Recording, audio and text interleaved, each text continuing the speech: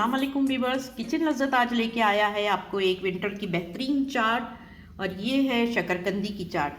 मैंने आपको यहाँ पर दिखाना है कि शकरकंदी को बग़ैर रेत नमक के किस तरीके से रोस्ट किया जा सकता है, भुना जा सकता है कुकर के अंदर। तो चलिए भूनते हैं, किचन लज़्ज़त की तरफ चलते हैं और करते हैं एक बहुत ही विंटर की स्पेशल फेमस चाट।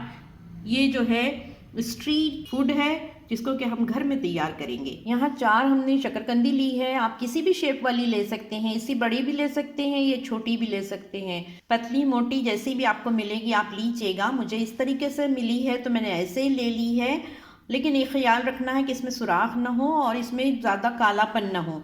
काला और सुराख वाला जो होता है उसमें कीड़े होते हैं। तो चलिए हम इसको कुकर में आज भूनते हैं और आपको दिखाते हैं इसका प्रोसेस। देखिए एक कुकर हमने ले लिया है, इसमें देसी घी मैं लगाऊंगी अंदर, सिर्फ थोड़ा सा घी लगाना है हमको इसके तले में। देखिए इसको ब्रश से मैं अच्छी तरीके से लगा दूंगी सब तरफ। बहुत ज़्यादा नहीं लेना है हमको, ज़्यादा तलना नहीं है, सिर्फ इसको हम नीचे लगा देना है। इसमें कुछ ज़्यादा सा नज़र आ रहा है, मैं इसको निकाल रही हूँ। अब हम इन शकरकंदियों को अंदर रख देंगे, ओवरलैप नहीं करना है।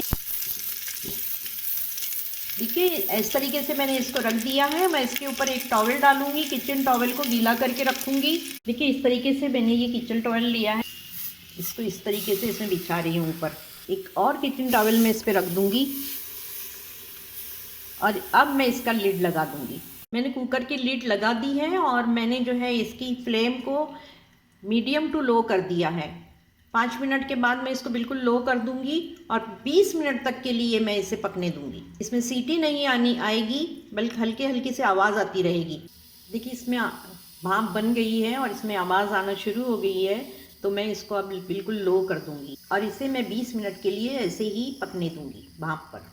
तो 20 मिनट हो गए हैं और मैं गैस बंद कर रही हूँ। इसको अब मैं ऐसे ही ठंडा होने दूंगी, फिर हम जो इसका देखेंगे।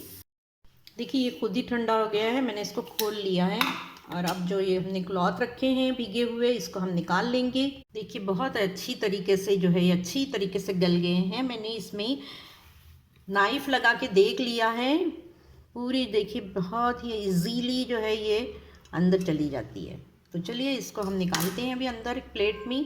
देखिए व्यूअर्स बहुत ही बेहतरीन तरीके से ये भून गए हैं। इसको हमने आपके सामने ही रोस्ट किया है कुकर में। तो चलिए अब हम इसको छीलते हैं और इसकी एक चाट बनाते हैं खाने के लिए। बच्चे बहुत शौक से खाते हैं इस चाट को, ठेले पे बिकती है ये। इसी तरीके से हम बनाएंगे इंशाल्लाह। व्यूअर्स देखिए यहाँ पर मैंने इसको छील के इस तरीके से लंबे लंबे टुकड़े कर दिए हैं। यहाँ मैंने गाजर ली है, दोनों ही चीज़ें विंटर की हैं।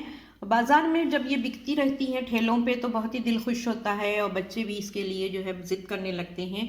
इसे ज़रूर मंगाइएगा, ये विंटर का तोहफ़ा है कुदरत की तरफ से।